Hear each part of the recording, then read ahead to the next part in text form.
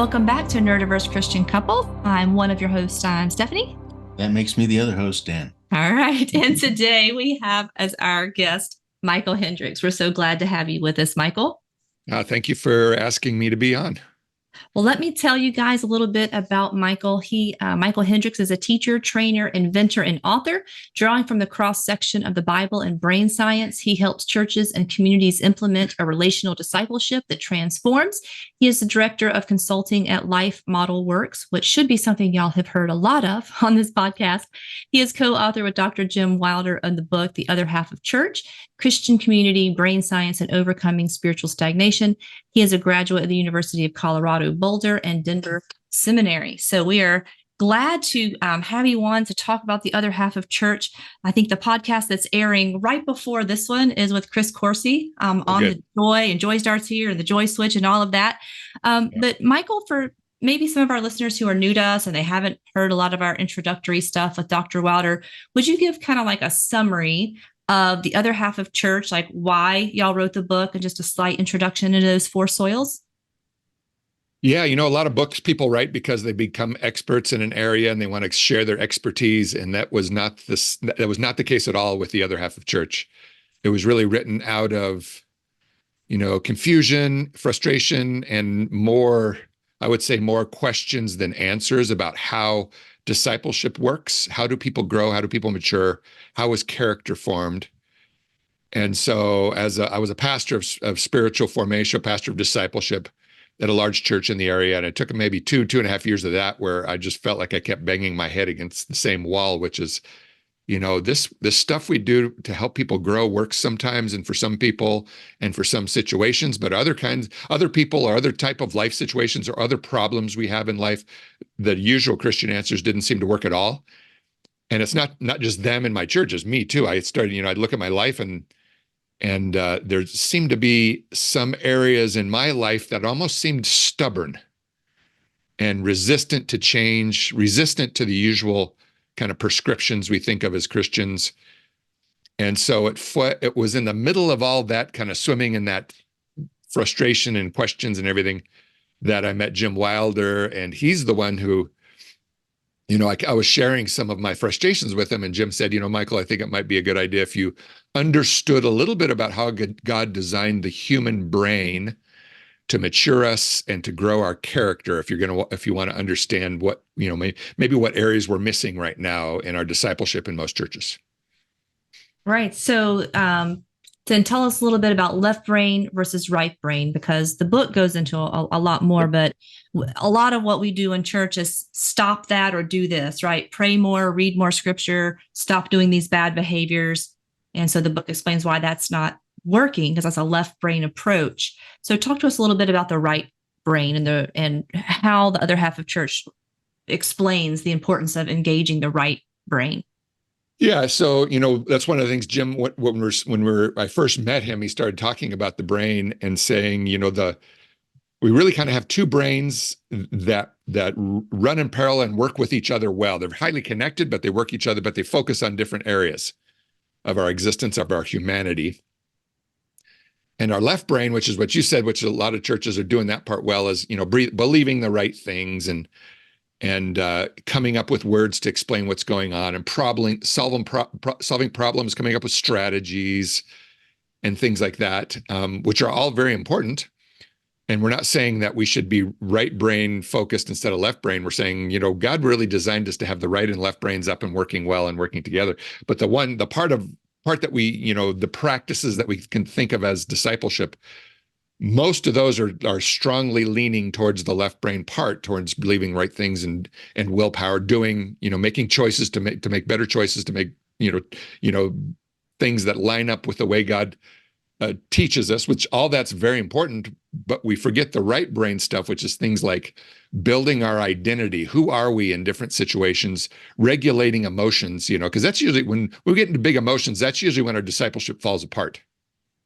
So how do we actually recover when we kind of lose our brains because of big emotions, or how do we actually increase the capacity in those emotions so it takes more intensity before we kind of lose our minds in the big stuff? And also things like, attachments. Who are we attached to who are further down the road than we are? Because our brain is really looking to bigger and better trained, better relational brains that know how to love better. And so, like, for example, one of the right brain things that's really key, and we even talk about this in the church, but often don't have a strategy for it, is I need to have men and women in my life who are further down the road than me, that I do life with on a significant bonded basis, where we have meals together regularly, share life, share weakness, share struggles. And I get to see them do things that I currently can't do just because I haven't learned it. I didn't learn it from my parents. And so a lot of that kind of stuff is all right brain stuff. And also the other last thing I would say is the importance of being attuned to and attuning to others, meaning like we get each other and we're with each other when stuff is hard. Yeah. And so all of those can be trained, but they're largely missing in most, discipleship programs. What's one of the reasons you've chosen the other half of church for some of the discipleship and the group that you do, Iron Sharpening Iron? What do you think the value of the book is for your small group? So for me, it is the really, if you just look at that particular group, I use the first half of the other half of church and the second half of rare leadership. Yeah. So in that particular section, we use both books. We read both books, but we only converse. We use the first half of the other half of church as the foundation. It is the four soils, the leading into, and then we use the second half of rare leadership built on the soils. Because this book specifically says the other half of church, I'd like to scratch mine out and say the other half of everything, the other half of family, the other half of life. But I mean, it was written specifically from a church perspective. The concepts play well in any facet. And that's why I like this book, because it gives a great foundation. As if you set up an atmosphere around you where you're happy to see the folks that are in your world, where you are committed to them all the time, where you've identified and agreed to an identity. This is who we are, a people who, right? Right. And then finally recognize that correction isn't, you look how bad you are. It's look how good you could be. Mm-hmm. Look where you once were, and now you're a little less than, and I'm calling you back. It changes everything about how you perceive what's going on in your circle. Instead of this being an oppressive thing, it is an attempt of everyone to, I'm on your side and I'm calling you to greater. I am wanting to be with you, even when being with you is unfun. Mm-hmm. And those are situations you think about, everybody in a family goes through some kind of event, some kind of situation on greater magnitudes one day or another, where all of those things are valuable. And the other thing that's very real is I didn't recognize this a whole lot the first time I read it, but about, time 18, you really recognize this is the pattern God put in place as his relationship to us. Mm-hmm. Right? It is, you follow Israel throughout their entire history. It is, I am committed to them, even though look at what they're doing, good and bad. And and then you follow into the New Testament, and where Jesus focuses a lot more on the grace and forgiveness, but I'm never going to leave you, right? None of the Old Testament passages of you can build your bed in hell and I'll still hang out with you, kind of, all that stuff's still true. And really what it is patterning our physical relationships, familial, collegial, all of that around the patterns God built in his relationship with us. So we're fans of the book, Michael. Oh, thank you. Fun to hear. It is the gateway book, as I've called it. Yeah. The bigger. Good place to start. So let's talk about that concept that, Dan was just about, how God loves us and how we're supposed to love others. Because group identity, so Dan was saying like the book is church. And so in the book, maybe you're talking about small groups and the church community, but it can be your marriage group identity, your family identity, your extended family. I mean, anytime there's a group, Who are we, and what we are a people who. Talk to us about growing your individual identity and growing your group identity, because that's pretty key. That is actually the biggest missing piece of the puzzle for discipleship is the building of identity. Like if you look at any 10 churches that are doing some sort of discipleship, I bet 0 of them will have some focus on who are we as a people and who am I uniquely? How did God uniquely create me versus that part's different than you. So we have an individual identity and a group identity. Both of those our brain is looking to form. There's even parts that are like looking 12 times a second saying, who am I in this situation? Who are we in this situation? What kind of, what is it like us to act when, someone parks in front of my driveway and I have to get to work, right? What is it like me to act when I show up to work and my boss tells me I just got a big promotion? Right. So we need even specific things like that. How do we handle the good stuff in a way that looks like God's family? And how do we handle the really hard stuff in a way that looks like God's family? And then the individual identity requires this thing called God's sight, meaning, what do I see in you where Jesus is shining? Or what do I see Jesus starting to grow that we can't even see any evidence of it yet? It's super beautiful because it's the central core of who I was meant to be, but I've covered that over with all sorts of coping mechanisms and stuff, so you can't even see it. But a lot of times it's a more mature Christian who has a really strong connection with Jesus. He sees me and he sees a glimpse of that in there.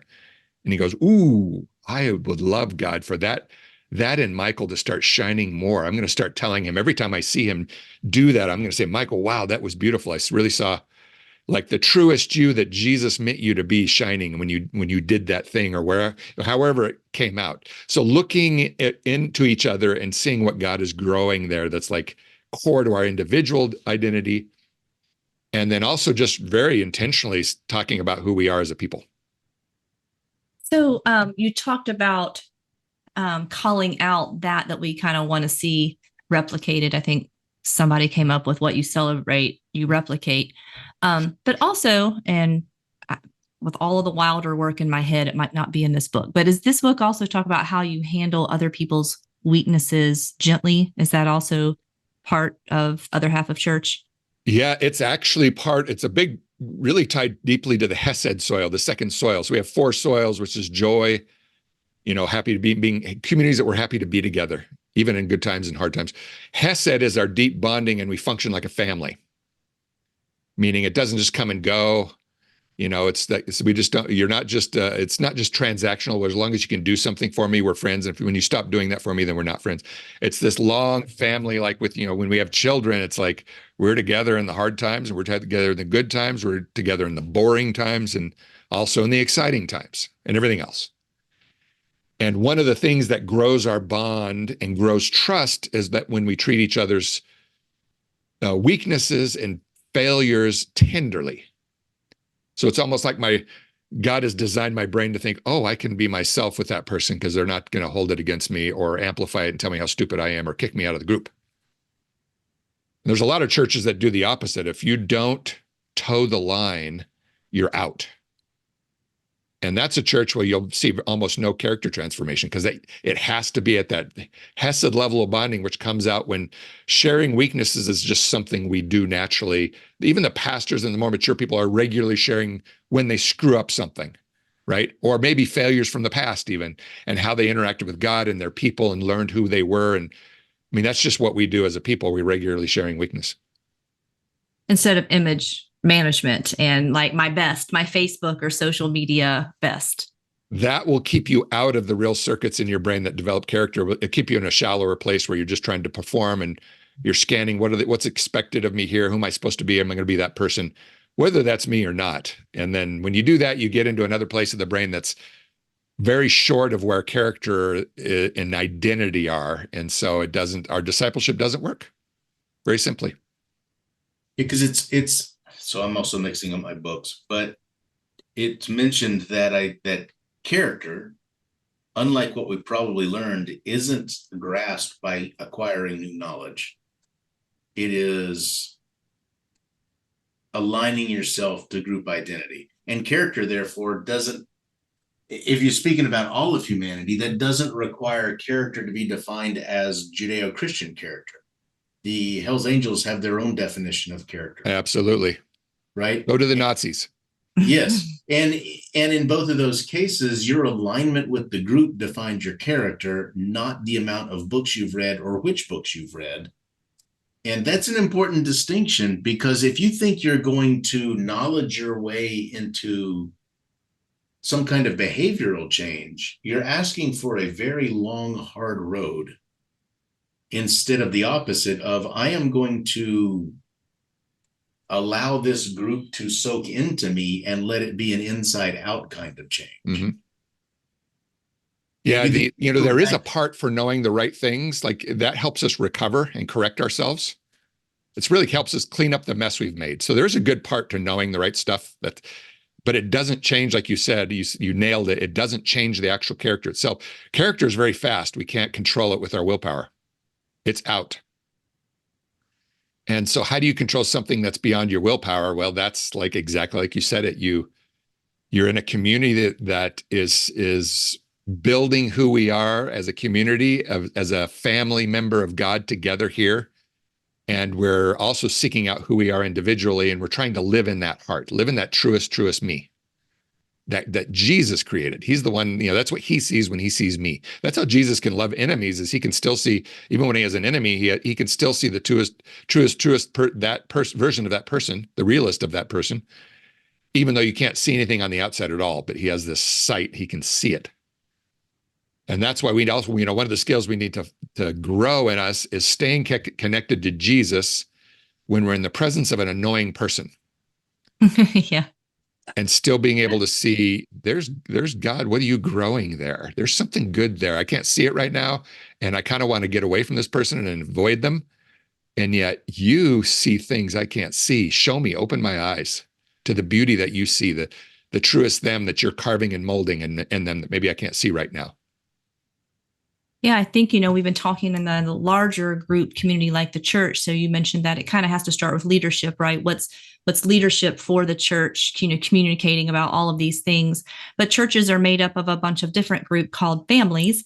And that's where the area we work in marriage and family. So kind of going from the macro to the micro, a church is also only as healthy as the families and groups that are coming to, that are willing to join with other families. If Dan and I are in a bad place in marriage and we don't handle each other's weaknesses gently, like if we scold each other or if we rebuke each other or we pick on those weaknesses versus calling that person to their best self, and you've got disintegrated marriage and family, and then at the church at that macro level is a bunch of disintegrated families. We were talking the other day, just about the concept of eating, and the early church, they broke bread together and they fellowship together. And like so many families we work with, they don't even eat at the same table anymore. Yep.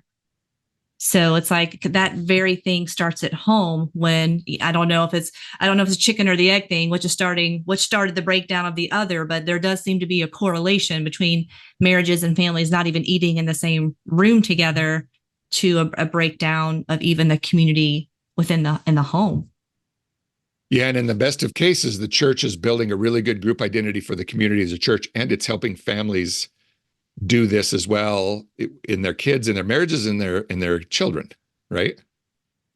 And like the pastor should be saying things like that. Here's some good skills, how to handle social media and smartphones with your kids so that we continue to grow in hesed, and that your kids start learning some of these things because their faces aren't buried in a screen or looking at a television while we eat dinner, but we're interacting with life and sharing weaknesses and successes. And so a lot of that's passed on that way. I remember when I became a Christian when I was 19 years old and didn't have a great family. I think my parents started having marriage problems when I was born. So I even have my older sister got more relational skills than I did because I think they were going through a hard time. And so I didn't get some of this stuff. Became a Christian at 19, and I remember I was hanging out with some older staff members in this Christian group I joined in the university where I was studying, and I would see them do things that I thought, I never saw that in my family. But just seeing them, like I said, there was one example is we were helping one of these staff members, and they're older. I'm a college kid. He's married with three kids there, and we're helping him put in a sprinkler system during the summer. But we're hanging out for 3 straight days. We're there all day long, and he's cooking meals for us as we work for him. And one of the times I saw something, it was at lunchtime. There's like 6 of us college students around their table, and he's cooking for us, because we're taking a break from the morning. And so we're eating, and while we're eating, I see his little, 3-year-old son grab his toy, like his Thomas the Tank Engine or whatever it is, and go over to the VCR player and stick the VCR player, the Thomas the Tank Engine, inside the VCR player. Now, in my family, that would have been a blow up and an insult. Like, what'd you do that for? It would have been more like an emotional reaction. And so I saw that, my brain's going, uh-oh, here we go. And I see this staff member walk over, kneel down, bend down, and look at his son in the eye and say, Jeffy, did you just stick your Thomas the Tank Engine in the video machine? And he goes, yeah, Daddy. And he goes, well, have I told you that I've told you not to do that yet? Because if you keep doing that, you're going to break it. And then we can't watch the fun Thomas the Tank Engine movies together. That's so fun. And that would make me sad. And if I see you keep doing this, I'm going to have to take your Thomas the Tank Engine away from you for a while. And I don't want to do that because that's going to make you sad. I don't want to make you sad. But if you keep doing it, I have to take it away from you because I don't want you to break our machine, because this is for the whole family to enjoy. And I saw that interaction. There was no explosion of anger. There was anger present. There was actually very relational anger. I mean, this man didn't say, but he's really saying, Jeffy, I'm angry with you. So let's work this out so that we're still good, right? But he didn't say those words. It's what he did. And I remember my jaw dropped. I remember seeing this and go, I never saw that growing up as a family. It was all emotional and blow up. And I honestly, with my kids, I did not have the explosive blow up reactions that I have with my family. And I honestly think back to that situation, I think God rewired my brain through that example. And that's just an example of us being together all day. It wasn't planned. It wasn't a training. It's just me seeing a more mature man do something that my father didn't do very well. So role modeling, stories, live interactions. And again, I might be confusing my books, but there's a statement about who we love and how we love shape us. Is that also in here? Yep. Okay. And you're important to mention stories too, because in that case, I just happened to be there live for this to happen, right? And that's great when that happens, but it's not like you miss it. Like, he could have told me that story 2 years later, and if he tells it the right way, he's also training my brain. Now, it's actually better to be there live, but we can't be there live all the time. But so, here's another left brain, description of a healthy church is we tell stories of when we handled emotions well and stayed relational. And we also tell stories of when we lost it in big emotions, like with anger or shame or fear, and what it would have been like me to act if I'd stayed connected to Jesus and kept acting like myself. So we don't even need to just share our successes. We can share our failures and say, what it would have looked like. Let's say I blew up at my son when he stuck his train in, and I said, what it would have looked like for me is actually get down on my son's level and explain to him why we don't do this, and let him know that I don't want to take your Thomas the Tank Engine away because that's going to make you sad. I still care about you is what I'm saying. I still care about you, but let's not do this anymore because you're going to break something that's fun for our family. You'd be ruining, fun for the rest of our family. So I'm pulling in all this group identity. I'm not mentioning any of those terms, but I'm pulling it in.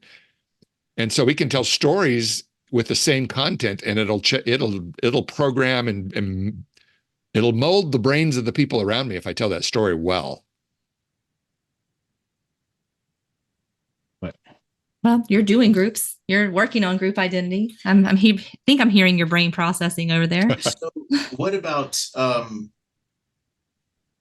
you tell yourself a story? So I did something maybe less than optimal last week. And during the telling of that story, rehash, rethink, rearrange it, how it could have been another way. Is that got the same effect as hearing someone else, or is it maybe it just has to be a better effect than nothing? of retraining your brain by hearing yourself say, from an hindsight perspective, I did that like this last time and it caused these effects. If I would have done X, Y, Z, stayed relational, stayed, like you just mentioned, if it was with the kids, get down on their level, have a firm but relational conversation with, whatever the situation was. Does that have the same effect? You can kind of do it. It does a little bit to yourself. It's kind of like David does in Psalm 42 when he goes, why are you so troubled, my soul? Why are you so worried and upset within me? Trust in God. He's good.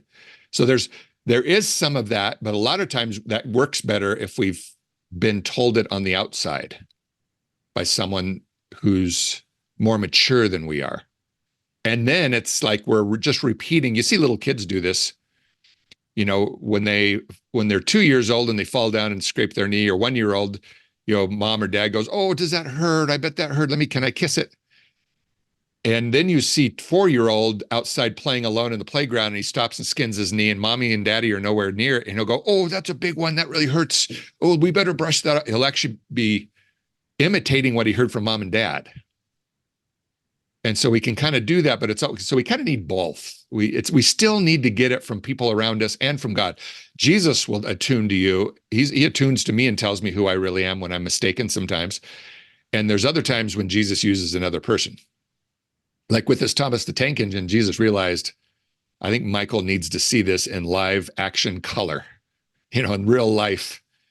And it's going to prepare. And Jesus was basically preparing me for parenthood, even though I was 19 years old and didn't get married until my early 30s. 21 years earlier, he's preparing me for parenthood. It's really a beautiful thing. I look back on it though and think, wow, God, Jesus really loves me well to do that, to set that up for me.